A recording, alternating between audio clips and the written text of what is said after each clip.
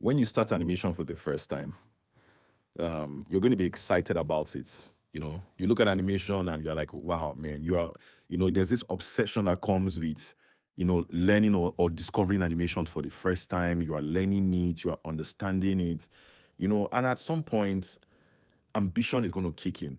I'm going to tell you a story about myself. When I started animation, I was highly ambitious. Like I wanted to start a studio immediately.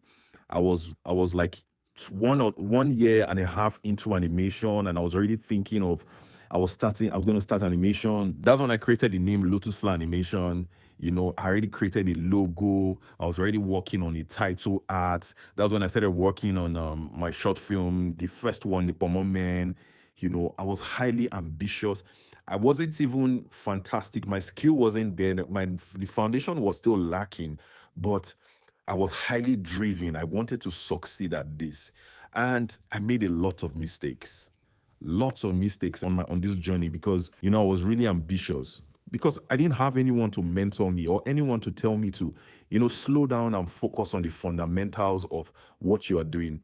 I've been doing this for 12 years, and I feel like if I had a mentor, probably it would have taken me shorter to reach my goal. I'm still on my journey, but I think I would have gotten there shorter if I had someone to tell me to actually slow down, pay attention to the fundamentals. Don't work on a short film at the beginning. Focus on short exercises that can improve your skills.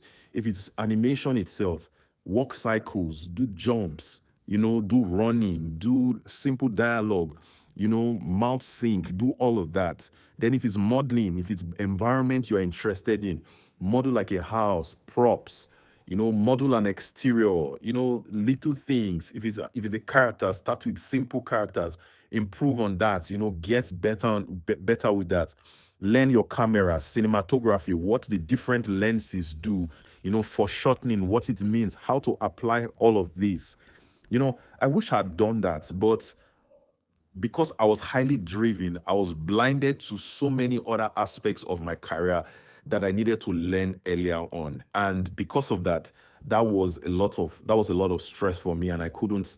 And then I started taking up projects really early in my career that were difficult for me to handle myself. So I had to find other people who I could partner with. It was a learning experience, and that's my experience. But I don't wish people to go through those kinds of experiences that I went through. And that's why I talk to you. And I'm trying to put out all these videos now. Don't While it is good for you to be ambitious, focus on the fundamentals first. I can't stress that enough. That's so important. Don't be in a hurry to make a short film. Who are you trying to impress? The only person you want to impress is yourself. The only person who you're in competition with is yourself. So try as much as possible to work and improve yourself. The only competition that should be the competition with your previous self. You look at yourself 6 months from now, you look at where you started with your career, and then you see growth, then you keep on moving.